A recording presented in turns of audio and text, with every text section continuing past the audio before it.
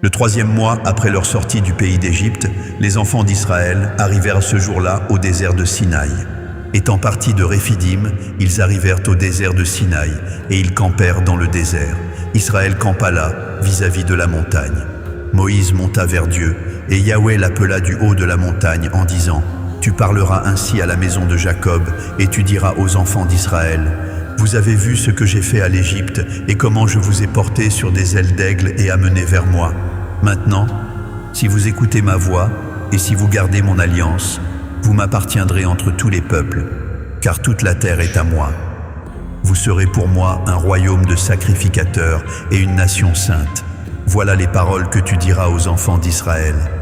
Moïse vint appeler les anciens du peuple, et il mit devant eux toutes ces paroles, comme Yahweh le lui avait ordonné. Le peuple tout entier répondit : Nous ferons tout ce que Yahweh a dit. Moïse rapporta les paroles du peuple à Yahweh. Et Yahweh dit à Moïse : Voici, je viendrai vers toi dans une épaisse nuée, afin que le peuple entende quand je te parlerai, et qu'il ait toujours confiance en toi. Moïse rapporta les paroles du peuple à Yahweh.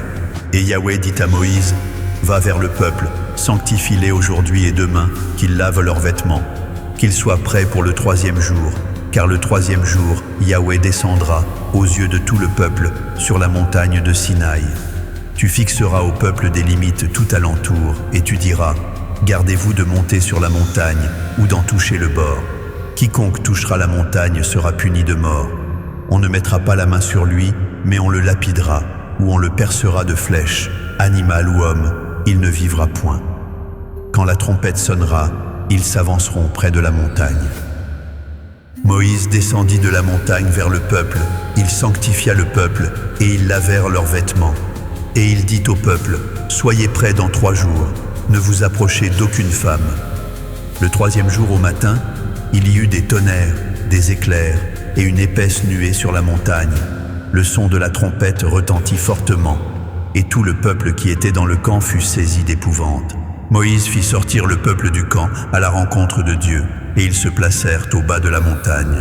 La montagne de Sinaï était tout enfumée, parce que Yahweh y était descendu au milieu du feu.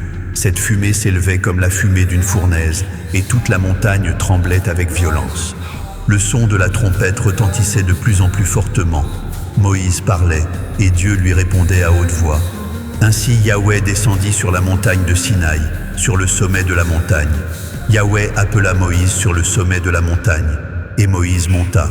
Yahweh dit à Moïse : Descends, fais au peuple la défense expresse de se précipiter vers Yahweh, pour regarder, de peur qu'un grand nombre d'entre eux ne périssent.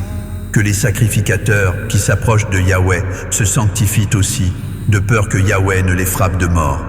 Moïse dit à Yahweh : Le peuple ne pourra pas monter sur la montagne de Sinaï, car tu nous en as fait la défense expresse, en disant : Fixe des limites autour de la montagne et sanctifie-la.